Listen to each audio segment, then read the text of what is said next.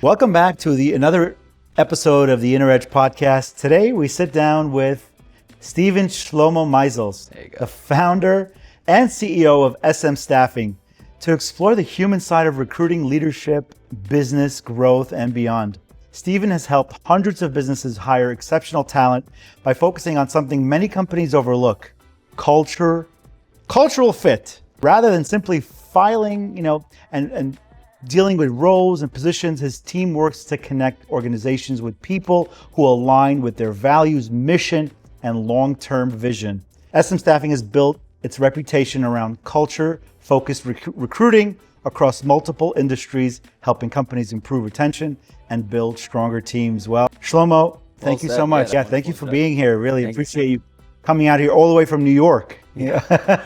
It's whatever. It was a nice drive. Yeah. Good. Happy to be here. Tell us a little bit about yourself, where you grew up. Well, a little bit of background about me. So I was always kind of, I guess, entrepreneurial in that sense. My dad's very Israeli, very the type that's like, the second you can walk, you can work. So I was always like trying to find different ways from a young age of just, shoveling driveways and raking people's yards or whatever. A job as a mashgiach at a local restaurant that was next to my high school, which honestly, looking back, I don't know how kosher the food is if I was the mashgiach at the time, but it was fun, I thought the experience of helping people and kind of being the guy that can hook you up with something was a cool feeling.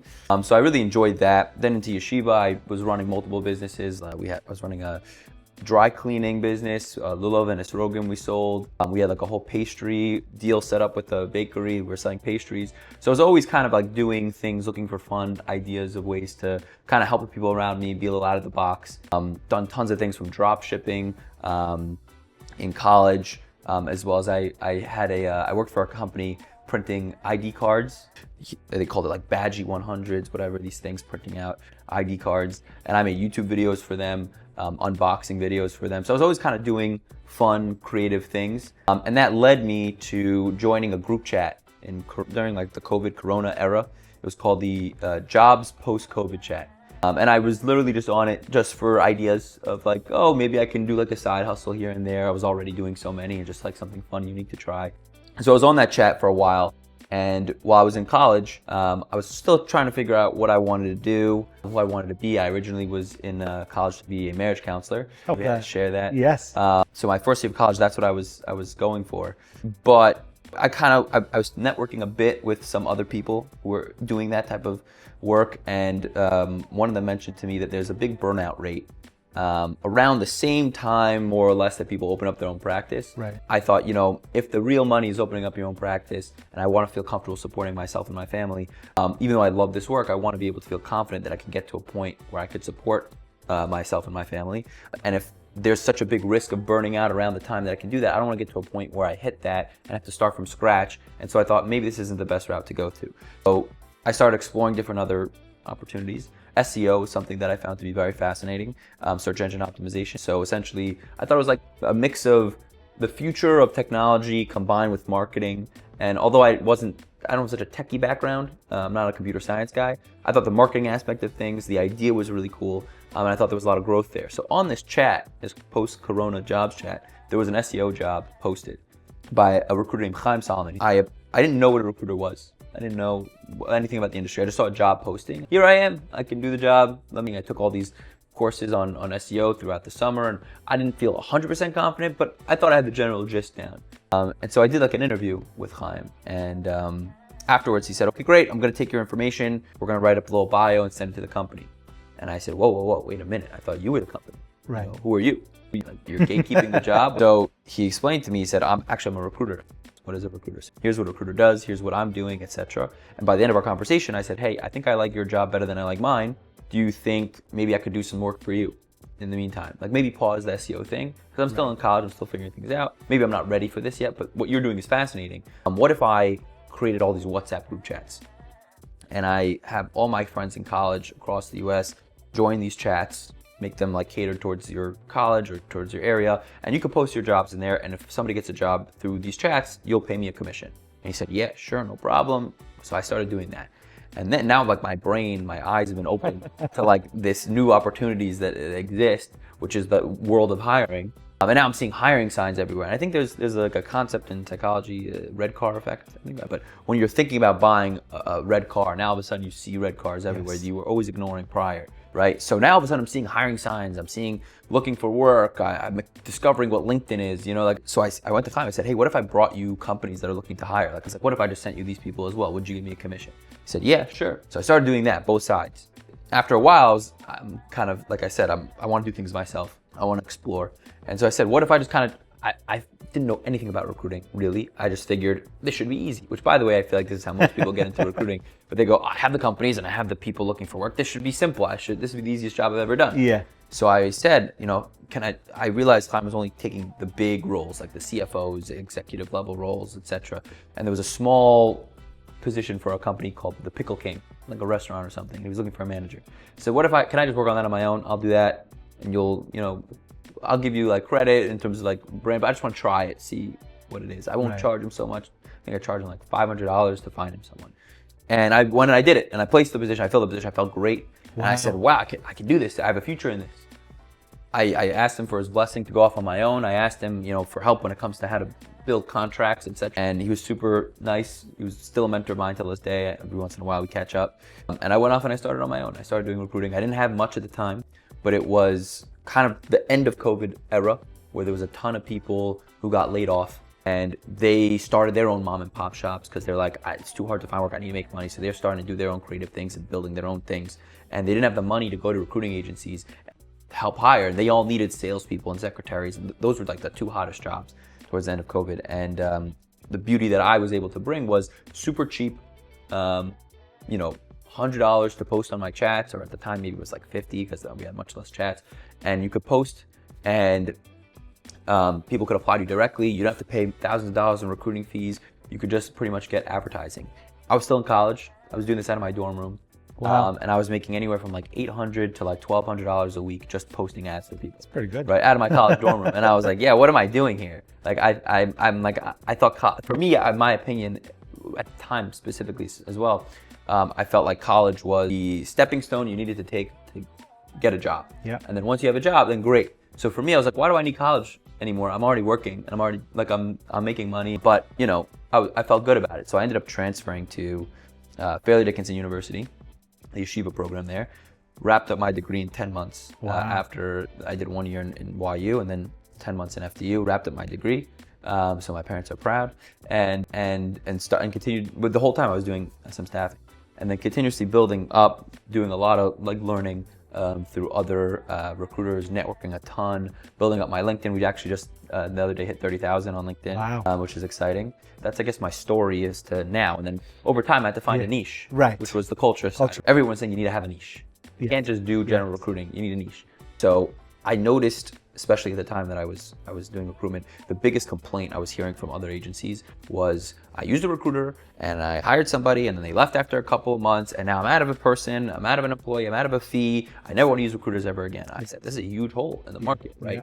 And so we did a bunch of market research and found the two biggest reasons anybody leaves a job is A, they're looking for more money, which is fair.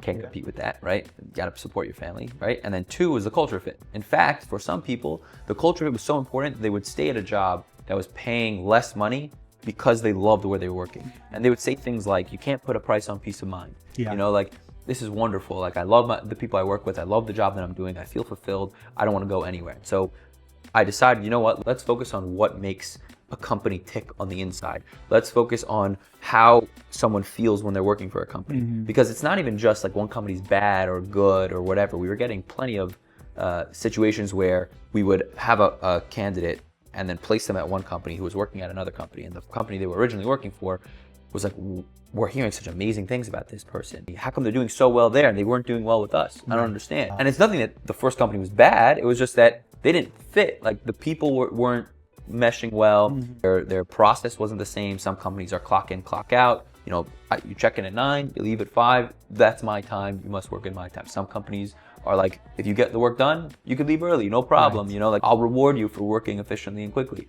Some companies they want social butterflies. It's a very lively environment. And there's nothing bad about that. It's just a stylistic choice.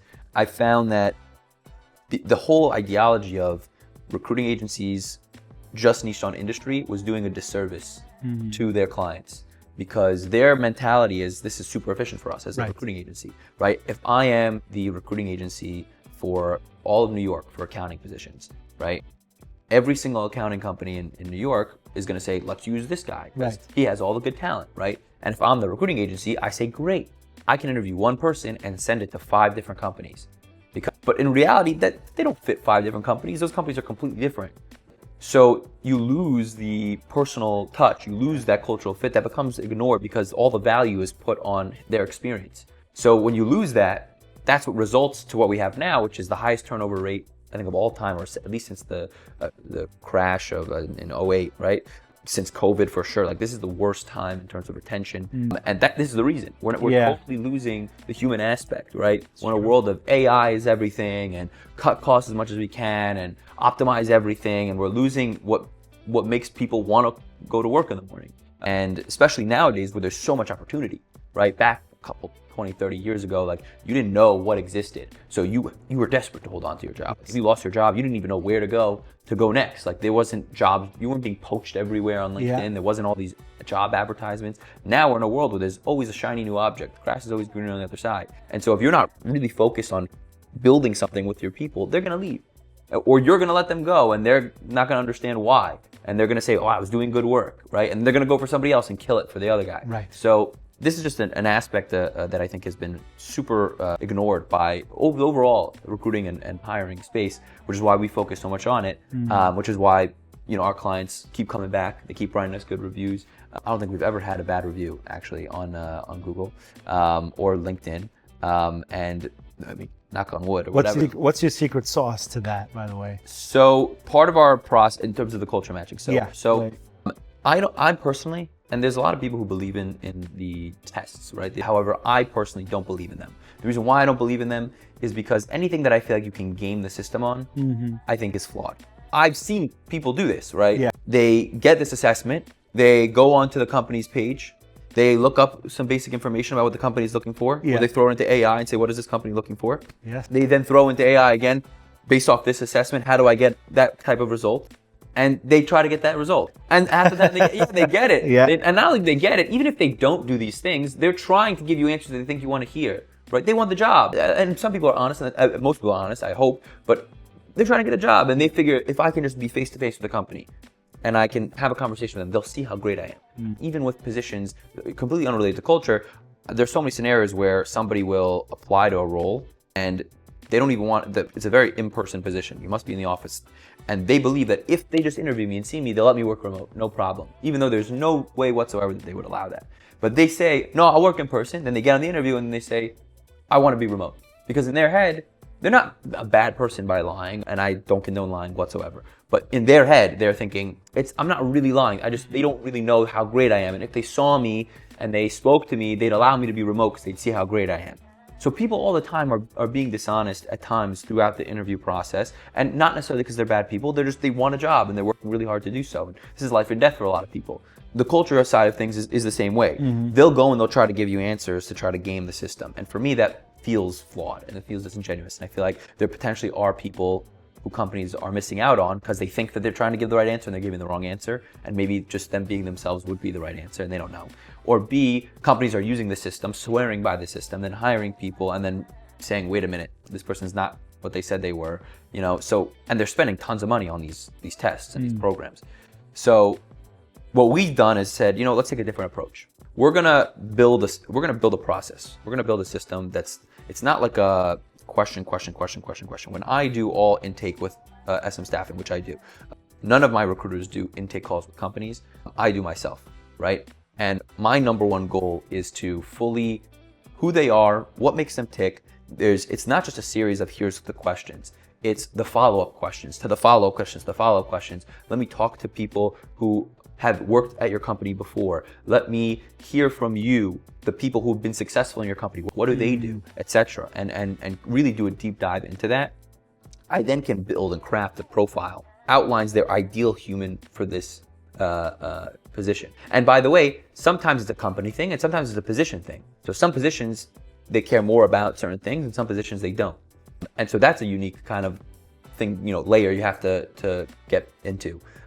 And that's step A. And then through the interview process, we're very meticulous with knowing these type of things that we're looking for and asking questions that don't have specific answers, more general questions, and letting people tell you who they are, and letting them be open and honest. The more broad you can be with specific questions without giving them the answers necessarily, meaning sometimes if you say a yes or no question, they'll want to just give you the right answer. But if you make it like there's no real right answer, then you just have to either give the truth or guess, which you might as well just give the truth at that point. And then we create a flyer, which is a new thing. I don't know if you know about this, but we started creating a flyer with a breakdown which is completely unique to SM Staffing, with a breakdown of how they match based off of those criteria of the cultural fit. The flyer, so we give you a flyer, the resume, the bio, a full breakdown of why we think they're a good fit. Definitely reference calls are a huge piece of getting to understand somebody's culture. I say to companies all the time, you're going to be this person's reference one day. Yeah. So when I speak to references, I'm hearing who you are going to be. Wow. So what they're going to say is what you will hopefully say, or maybe not say, depending on if they're good or bad, right? Yeah. So I really want to get a good feel of the references. References are a big piece, which I feel also a lot of recruiting agencies kind of brush under the rug because it's time consuming. Our mentality is we're not a rushed service. I won't compromise on the quality of the service. So a lot of the time the process is longer at times than most agencies, because our mentality isn't, I'm going to post a job, get applicants, and just forward them to you. What we're going to do is we're going to compile the best options that exist that we can find, anywhere from 50 to 100 candidates, and then interview them all and bring you the best options. So you don't have to sit there thinking, what about the next thing? Maybe the next one. We're going to show you, we're going to look through all the options that exist, and we're going to bring you the best ones. And that brings a lot of peace of mind to our clients. It's also the reason why sometimes we won't work on roles that have like 10 recruiters all working on the same position, because we're not interested in like a dogfight of like who can submit a candidate faster. We're not a believer in that. We're bringing quality 100% of the time. We're a luxury premium service, and that's the standards that I hold for SM Staffing, and it's, thank God, has grown tremendously over the past 5 years because of it. And so I won't compromise there. It's amazing. You've shared so much and you've hit on so many amazing things. You mentioned AI. Yeah. Do you feel that AI is going to take away some of those recruiting jobs from people? Other jobs, but within being a recruiter, like I think somebody mentioned to me recently that they started some kind of recruiting AI where it takes resumes and is able to do a lot of the performance on the job that a recruiter would be doing.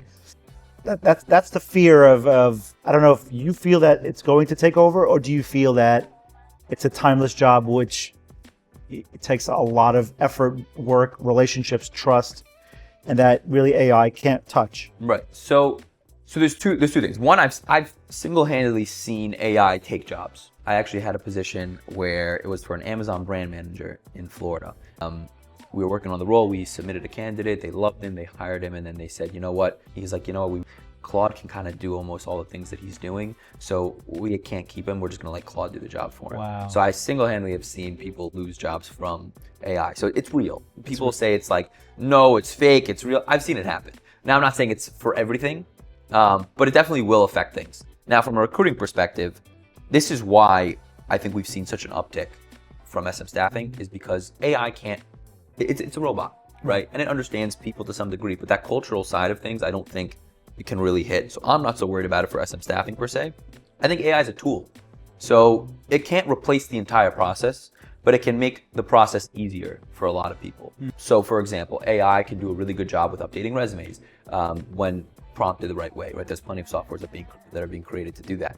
There's plenty of AI softwares that can help you source candidates, right? There's plenty of AI softwares that can help build your LinkedIn or a cover letter. So those things it can really help with, right? When it comes to finding people potentially, or kind of, making it look nice. But the interview process itself, I think you can't lose the human element to it. I think that when it comes to interviewing somebody, I mean, I know me personally, even on the car ride here, I was calling somebody, not holding the phone, of course. Siri, hey, can you call this person, that person? It got me to an AI, bot, and operator. Let me speak to a human. Right. I don't want to talk to a robot. And I think that that's a real piece there. And I think when it comes to interviewing also, if I was being interviewed by an AI robot, I'd be very uncomfortable. I wouldn't trust it. I'd be very like almost hurt. Like you don't even have the respect for me to have a human talk to me, whether or not you want me to work for you. Like if I'm top talent, I don't want to work for a company like that. I want to work for a company that's going to respect me because I'm human, right? Absolutely. And so I think you'll always need some level of human connection in the hiring process. And I think that while AI is very powerful, I'm not sure it really grasps that culture fit side of things. It can do a great job of sourcing you candidates that fit experience. It can do a great job of reading a resume, but reading a person, I don't know if it's at that point right now, or if it will get to that point. And I don't know if we want to lose that. I'm seeing a big trend online across different industries and different like just experiences of people turning away from technology. I'm seeing a big uptick in the non-Jewish world of like dumb phones and like old like these pagers. Like there's a whole brand revolved around like pagers again, like bringing these things back. I think people want to detox a little bit, and so I think it's going to hit a point where it's super helpful, and as long as it'll help you make money and save money, people will do it. But I think there's human elements to things that should not be lost, and I don't think people want to lose. And so I don't think it's going to wipe out the recruiting agency. I think it'll make it easier to do certain things. That might affect pricing of recruiters. Recruiters might have to charge less because the amount they're doing might be less. But I don't think it'll wipe out the industry. I think it's going to show the world who's good and who's not. Because the top recruiters are still going to be desired because their work is going to be valuable. And the newer people or the people who are not quite sure what they're doing, it's going to be much harder to break in. As of right now, recruiting is a really low barrier of entry profession. Anybody can just claim they're a recruiter. There's no degree or there's no certification or anything, even though I think there should be. That actually brings me to my next question. What differentiates between somebody who's a really good recruiter, someone who's okay, and somebody who's not so great in your in your experience? So a good recruiter, they're not thinking about their commission. A good recruiter cannot think about their commission because that will only cloud your judgment. Right? If you're thinking about it's me and how I can make money, you're doing it wrong. But not even just that alone. But if you're just if you're working on a percentage, right? And you just want to get the guy that's going to have the highest salary so you can make the most money, so then you might not necessarily be doing your client a service, you might be doing them a disservice because they might be better people that maybe are just asking for a little bit less. Wow. And they're not going to want to work with you if they're constantly paying insane fees when they could be getting somebody for less that's just as good, if not better, or does the job appropriately. So that's a piece there. Plus, there's a huge factor when it comes to working with other recruiters, which I have seen this tremendously as of late, which is recruiters will say, I'm not working with another recruiter because I want the full commission, right? And so they're not bringing their client the best options because they don't care the best options. I just want to give you an option that I'll make the most money on. And so they're doing their client a disservice as well by not bringing them the best options that exist. At SM Staffing, we don't do that. We partner with tons of recruiting agencies all the time.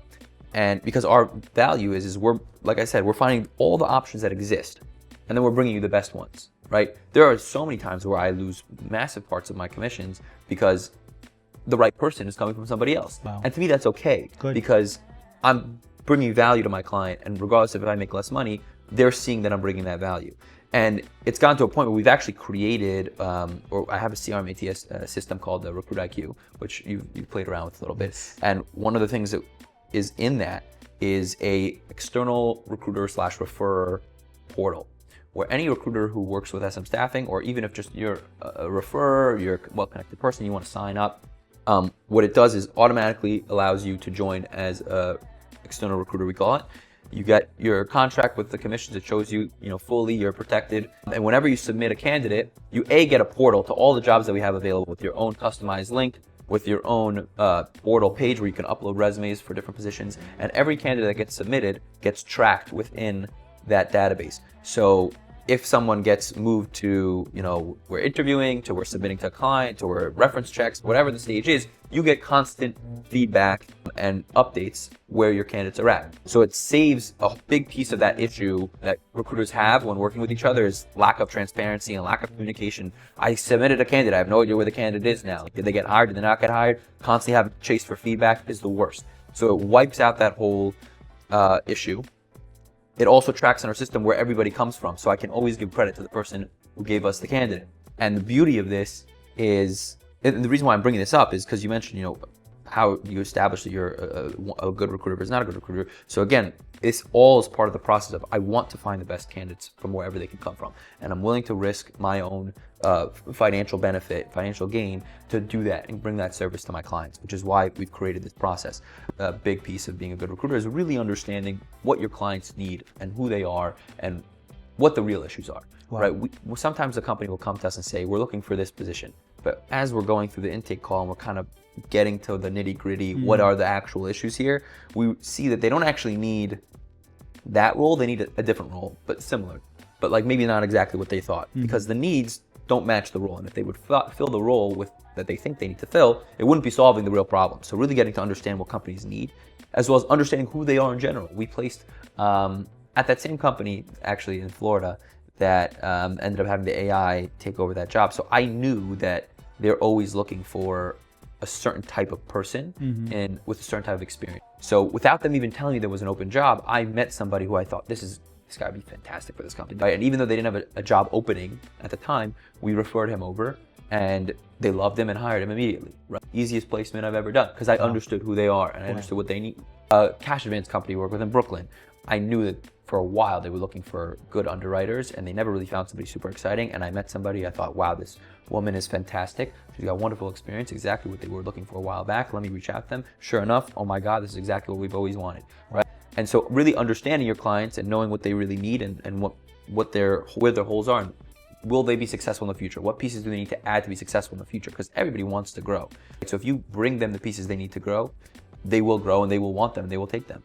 And that's also a big part of having good clients as well, recognizing who are the good clients that recognize that talent will help you, and I'll invest in talent now so I can grow later. Even if I don't have an immediate need this second, I know this person will propel me forward. Working with companies that are like that are super helpful as well. So if I had to boil it down to three things, it's one, being able to recognize who are the clients that are serious, that want to grow, and those are the clients that you invest your time into. Two is being able to evaluate those clients and know what makes them tick, know what will help them grow, know what their real needs are.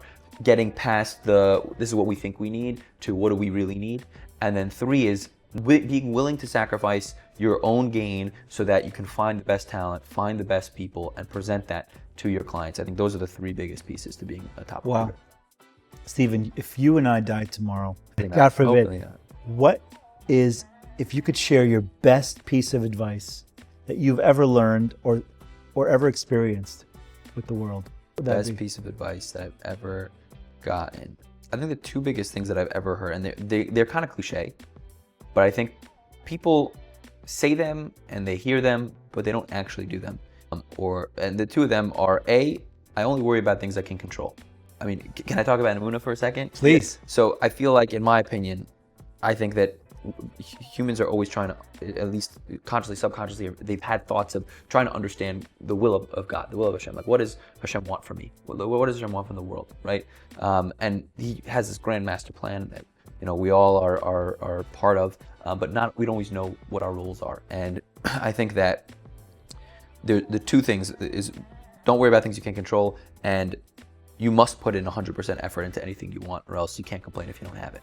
So those two things are, I think, the two biggest things. And how they relate to Emunah, in my opinion, is if I do everything that I physically can to accomplish something, literally everything, not I think I am, like I genuinely go through every single possible thing I can to achieve something. If I do not achieve it, then I know for a fact that it's from God, because I've done all that I can. And if I don't get it, then Hashem is literally telling me, I don't think this is good for you. And that makes you feel really good, because even though you didn't get it, at least I know that it's the right thing. At least I know that in some way, shape, or form, it will be good for me in the long run. Not worrying about things I can't control is, once I've done all that I can, if it's not for me and it doesn't work out, then you know what, I can't worry about it anymore. I've done what I can. Now it's up to Hashem. It's up to the other things that I cannot control. I cannot forget and worry about it. It'll only take energy away from me to worry about things I can't control. It won't help me. It won't affect the situation. It'll just take me away from the other things and the other areas of my life that I need to focus on. So I think real hard work, real sacrifice, and real Emunah, I think, are the biggest pieces that I've tried to model my life after, that I feel like has gotten me to a point where I feel like I can take that leap of being an entrepreneur. I feel like I can take that leap in trusting in HaKadosh Baruch Hu and the work that I put in, that it'll end up doing something and meaning something. And I think the barrier of entry to do anything in the modern society, in the modern world with technology, with AI is so low. I think there's so much knowledge, there's so much information that is out there that is so readily accessible to you that anybody could do anything, any business, if they really wanted to. Yeah. There are so many times just for fun, I'll like throw in an idea into chat, say like, hey, I want to do this. Like, this would be interesting. What do you think about this? It's sometimes silly, stupid things, but it'll build me a business plan. And then I can, and there are a couple of like side projects I'm working on right now that are just, I had a funny idea and I thought, let me go and throw it into AI, see what it'll, whatever, and let me partner with somebody or work on it or whatever it is and build said thing. It's so easy, and I think that it's easy to have ideas. It's hard to do the first step, to really like do it. And if you're somebody who can just do it and just say, you know what, block out the noise, all the voices in my head that are saying, don't do it, you can't do it, it's gonna be too hard, it's too risky, ignore them and just give yourself real honest, like a month of plugging away and seeing worst case scenario, it fails and you learn something new. You build a skill. To drop shipping, I learned how to make a website, and now you could just throw into Claude and build a website for you anyway. So maybe it ended up not being as valuable as I thought. But at the time, for sure, I was like, wow, I know how to build a website now. I built my first SM staffing website. And I would have never learned to do that if I would have never tried drop shipping. And I failed at drop shipping. I lost money. But it was worth it for the experience and figuring out what you want to do with your life, which is a huge part that I hear from job seekers who are starting out, coming out of college. What do? I don't know. Just try things. Just explore. Worst case scenario, you can tick it off the box of things that I know I don't want to do. And so I think that's my take on that. Powerful, very powerful. As you were speaking, I was thinking, Hashem, really, God is the ultimate recruiter. He gives us all roles in life. Right. And sometimes these are roles that we, think we chose, and sometimes they come into our lives. But really playing that role, we're always playing a role. So it's really powerful what you said. Like, as a recruiter, do you ever feel, or other recruiters might maybe relate, this idea of like constantly interviewing applicants, going through tons of resumes, can that be, can you hit a plateau where you're feeling burnt out, and how do you deal with that? Well, I also, you've shared just a lot of similar experiences that I have. So I'll tell you, for me, from my point of view is, first of all, I love hearing your experience. My experience has been 6 years ago when I started this thing where I created number one job spot. For me, it was like, I'm not a recruiter. I probably never will be, but what I will do is help people around the world find a job, find a parnasa. It has become more difficult where I get so many resumes and I don't know what to do with them.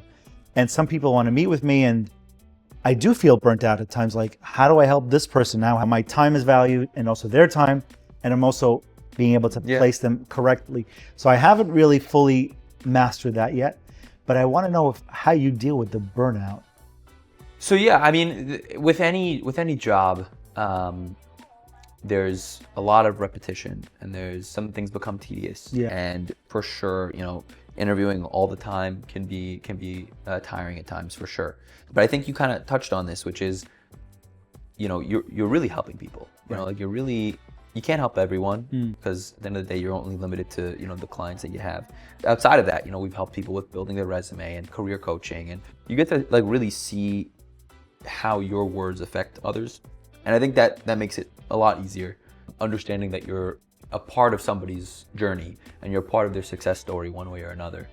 I think also being me myself, being that I'm running SM staffing and not just a recruiter that just interviews all day every day, there's so many variables that are coming up. Like, there's so many pieces of a business that is going on a day-to-day, from the back end to the marketing to the interviewing and vetting, but then also how to source and how to find new ways to improve, and networking with other people, and maintaining social media, and et cetera, and just coming up with new ways to grow. There's always new things that are happening, which keep things exciting. And I think that there's pros and cons to everything.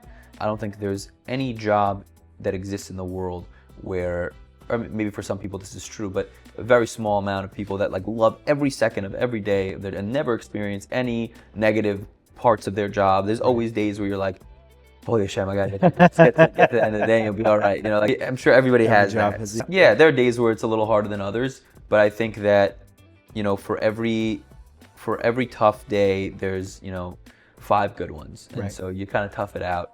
and the good ones feel 10 times better. Can you share a story perhaps that is meaningful to you in terms of helping an applicant or a client that maybe started one way and then did a completely different way, or perhaps something that's memorable that you feel, oh wow, this was a good experience to build on, or maybe an experience that wasn't so great? So a story that I thought was memorable. So I'll say the placements that I make that I think are the most meaningful to me are the placements that I make for either as the job seeker or the employer for good friends of mine or people that I know who I've either grew up with or have met through my life and have become friendly with. I've always gotten a geschmack, a really good feeling by being the guy that can help you get stuff done. Whether it's in any capacity, whether it's referring you to one you were mentioning before we hopped on the pod, just being a connector. I think that has always been a good feeling for me, knowing that someone can call me up and say, hey, can you help me with this? Request.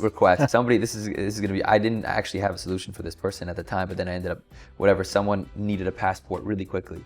And said, hey, where can I go to help me get my passport figured out? And I had no idea. But eventually I actually mentioned it to somebody else who knew somebody and I was able to help him. But the fact that he would message me thinking that maybe I might know somebody is for me feels great. And so anytime I'm able to help people who I know either find work and they're so grateful, or people help build their businesses, which I've done a bunch recently. One of my biggest clients actually is one of my very good friends from yeshiva. So help people that I know I think is really, really exciting for me.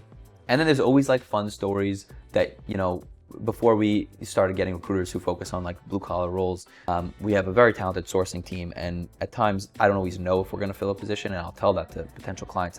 I'll be honest, I've never placed a role like this before, but I'm willing to give it a crack. And if it doesn't work, I'll be transparent with you. I'm not going to sell you on a lie we're going to place it for you and I have no idea. And there was a company that came to us with a embroidery machine operator position. I'll be honest, I've never heard of such a thing in my life. I didn't know what that was. I said, I have no idea, but I can give it a crack and I can let you know. We filled the role in a week. We had, like I said, a very talented sourcing team. But sure enough, we found a couple good options. I think the first option we sent they said this person's great and was hired within the week. And so that was a really fun story. But yeah, I get crazy requests sometimes. Can't take every client because some requests are a little too crazy. But those are the fun stories there's always new ones that come about. To pick one now on the spot, I'm drawing a little bit of It's incredible. I was thinking of how a lot of the successful people in any industry really are doers. And I feel like you're someone who takes a lot of action, helping people, getting stuff done, but also when things are not certain, any challenge you're happy to take on. And that's really powerful. Yeah. I think also just there's a great phrase that I heard. I hope I'm not going to botch it, but I heard it on a podcast or something recently. If all things are equal, people will buy from their friends. People will want to work with their friends. So make things equal and make as many friends as you can. And I feel like that is such a great approach for business in general, but especially recruiting, where I try to make as many friends as I can. I try to meet as many people as I can. I try to do as much good for people as I can, because not only are we making our service equal, making it better than equal, and so it should be a no-brainer that SM Staffing is the way to go. And when you work with people who you enjoy spending time with, you enjoy speaking with, it makes it 10 times better. And so that's a real mentality that I have there, which is part of why I mentioned before that making placements for friends, I think, is the best. At least for me, I feel like it's super. Steve, thank you so much for coming on the podcast. It's been fantastic having you and sharing all the amazing gems. And we're going to put your information in the show notes. And thank you so much for having me.